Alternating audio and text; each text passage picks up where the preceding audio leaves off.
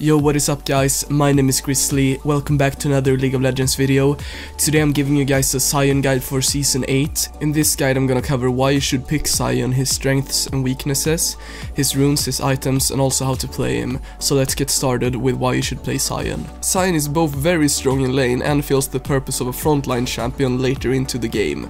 Pick Sion when your team needs a frontline or you just want a safe blind pick, because Sion has very few hard counter matchups. The best scenario to pick Sion is if your team needs a frontline and the enemy top lane pick is very abusable, since Sion actually can bully lane very hard. Sion has one of the highest win ratios in the game right now, especially for top lane. I think this will last through the entire season, because he's a good user with both Grasp of the Undying and Arcane Comet, so whether they nerf one of them or not, he will still be viable. Sion's biggest weakness lies in the fact that all of his abilities have outplay potential. His Q can easily be dodged, his W can be damaged through and therefore deal no damage, his E again can be dodged, and his ultimate is very telegraphed due to the sound and the effect. The upside of this, however, is if you manage to land your spells, you're both one of the tankier champions in the game and you can also one-shot carries. Sion has two viable Rune Pages, both of them revolving around the sorcery and resolve tree. The first one is an Arcane Comet page, and you take Arcane Comet, Mana Flow Band, Celerity and Scorch. Then you go Resolve secondary and you take Iron Skin or Mirror Shell depending on the matchup, and then Second Wind. This is probably Sion's best page right now. It's super strong for bullying lane and you can kill abusable opponents such as Yasuo and Gangplank very easily one-on-one. If you don't need extra tankiness from Grasp of the Undying, then this page is the best. The second page are the same two trees, but you take Resolve as your main tree instead. You take Grasp of the Undying, you take Demolish, then you take Iron Skin or Mirror Shell depending on matchup, and then you take either Overgrowth or Second Wind depending on matchup as well. In hard lanes you take Second Wind, and in lanes where you can free farm you take Overgrowth. For your secondary tree, you go into Sorcery, and you grab Mana Flow Band and Scorch. With this setup you will have a lot of HP later on to the game, and you will have better sustained dueling potential as well. Overall, this page is better against tanks or enemies that you can't really kill one-on-one, and if your team needs a tank late game, this is probably the best page.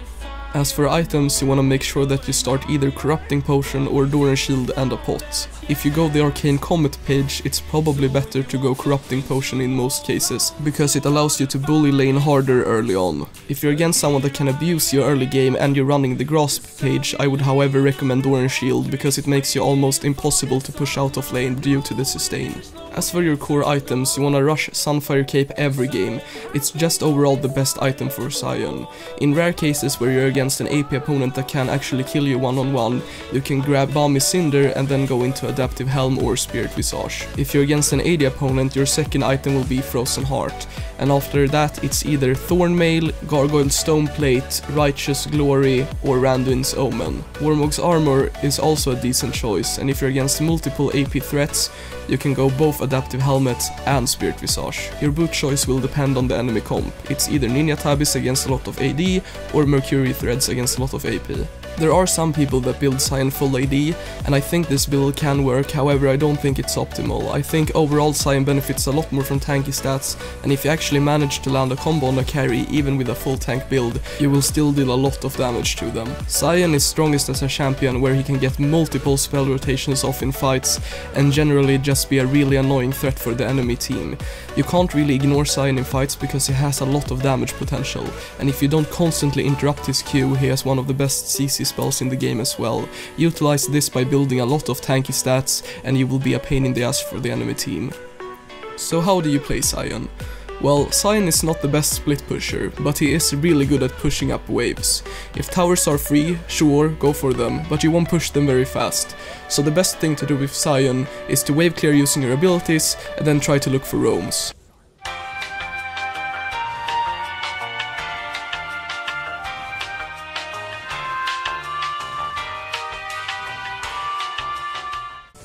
Many people, especially at lower elos, undervalue Sion's damage potential. He is the tank in the game that probably deals the most damage if he hits all his abilities. However, approaching can be a little bit awkward.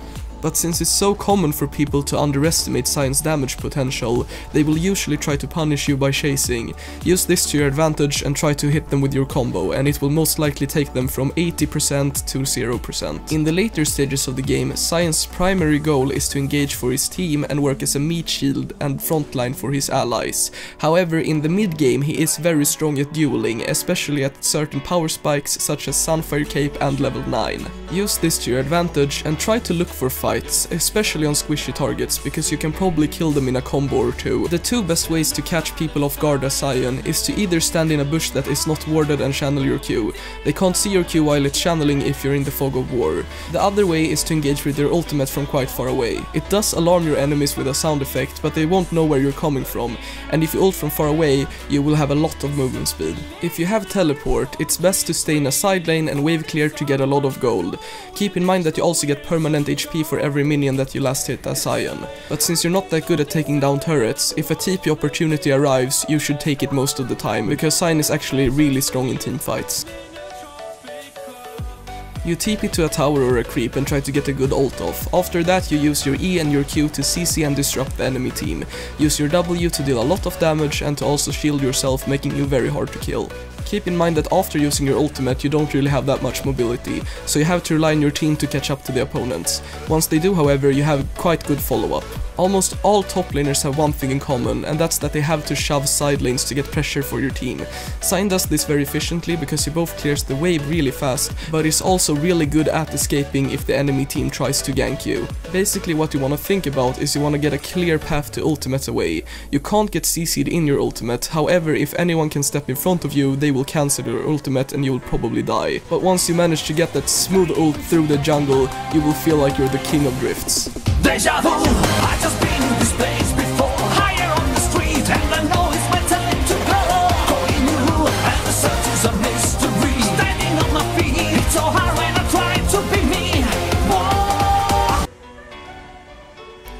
With Sion, you have to play like a man. Take basically every fight you want to take, because the enemy team probably can't kill you in time before your other teammates arrive, and even if they would kill you, they still have to be aware of your passive, because if they don't kite it or they don't focus it down, you will actually deal more damage in your passive form than otherwise. What's great about playing a tank in solo queue in general is that you can choose when to start objectives. Just go to Nash, start smacking it with your basic attacks, and your team will probably come after a while. Even if they are slow, you still don't take any damage from it because of your W. Keep in mind though that you deal very minimal damage to the Nash, so you actually have to have your team pretty close to kill it. If their jungler tries to come in and try to smite steal the Nash, make sure that you zone him. You have a lot of zone potential and lockdown potential, and if you have one carry that's left open to deal damage to the jungler, you can probably just one-shot him during your own CC. If carries extend into your flash Q range, don't be afraid to trade flash. It's most often worth it, because when enemies don't have flash, it's very hard to play around your abilities in the later fights.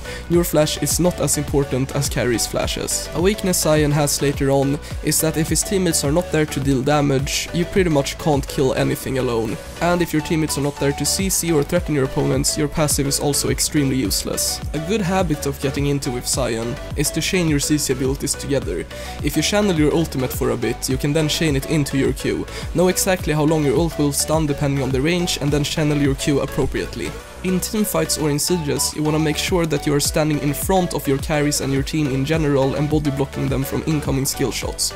If the enemies try to engage onto your carries, it's very important to stand close to them and try to get CC off. You can use your Q to both hit the opponents and obviously knock them up, which is really good, or just use it as a zoning tool, keeping the enemies from your carries or far away from each other. Once your carries are in a safe position, you should look to engage onto the enemy backline or their front line if they're squishy enough. You usually want to do this with your ultimate, because it's more effective the further away you use it. It both stuns longer and deals more damage. After you hit them with your ultimate, you want to try to land a Q.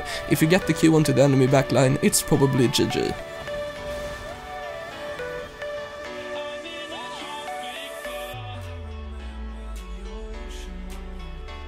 It can be quite awkward to finish people off with Sion, but what's good with the champion is that you have one of the best disrespected modes in the entire game.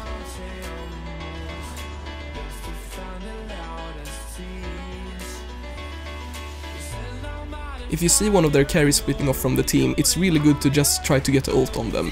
If they have flash, you will burn it. If they don't, you will do a lot of damage to them. And since you're so tanky, even if the enemy team collapses, your team will probably collapse as well, and the enemy team will focus you, which will result in a teamfight win.